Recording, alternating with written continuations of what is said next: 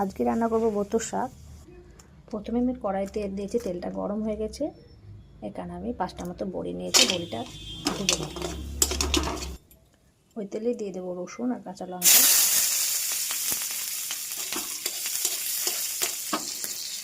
কুচি করা বেগুন। বেগুনগুলো হালকা করে ভেজে নিয়েছি, দিয়ে দেবো এবার বতুর শাক,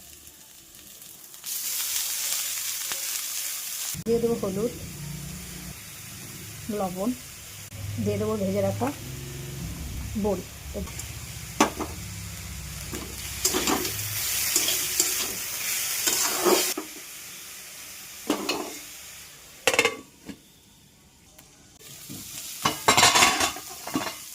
বতুর শাক আমি সামান্য দুধ দিয়ে দেব।